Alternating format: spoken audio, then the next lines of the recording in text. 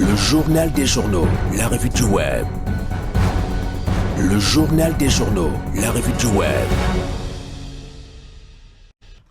C'est la revue du web. Ce matin, c'est Clément Tchoungui qui ouvre la page d'information sur la toile de la semaine. Bonjour et bienvenue à toi, Clément Tchoungui. Merci Marie-Claire, bonjour à toi, bonjour à toute l'équipe de production du journal des journaux de ce matin et tous ceux qui nous suivent sur Success Radio et sur Vérité TV.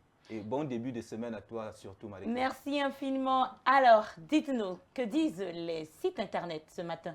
Allons à la découverte tous ensemble de ces informations ce matin. Mesdames, Messieurs, une fois de plus, bonjour et merci pour votre confiance renouvelée.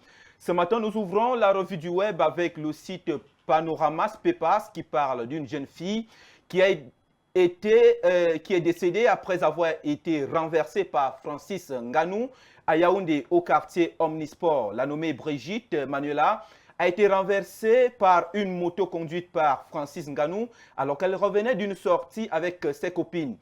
Elle a été conduite à l'hôpital général de Yaoundé, la jambe et le bras broyés.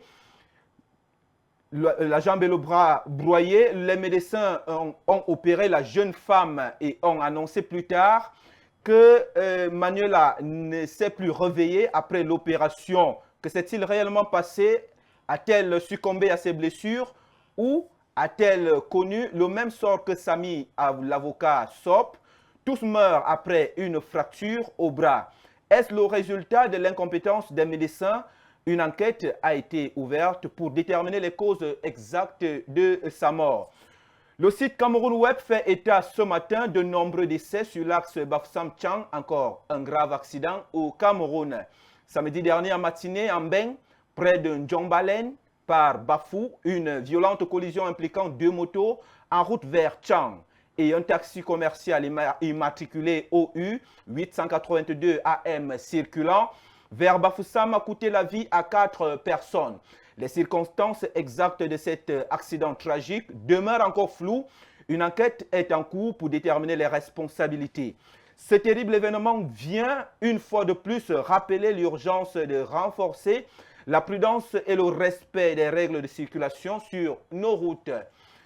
Le même site parle des désertations. Plusieurs militaires ont fui l'armée camerounaise pour l'Europe et les États-Unis d'Amérique. Dans un message radio porté, le colonel Jean-Pierre Otoulou, commandant de la 2e Légion du littoral, a informé plusieurs postes de département de son commandement de la suspension des missions et stages à l'étranger. Dans son message, le colonel note que plusieurs éléments de la gendarmerie qui ont été envoyés en mission et en stage à l'étranger, notamment aux États-Unis et en Europe, ne sont plus revenus, raison pour laquelle ces missions et stages sont suspendus jusqu'à nouvel ordre. Vous pouvez retrouver cette information sur le site Cameroun Web. Le site Panoramas Pepas revient avec des examens CEP, certificat d'études primaires et l'entrée en 6e. Le Minedup prolonge les inscriptions jusqu'au 9 juin.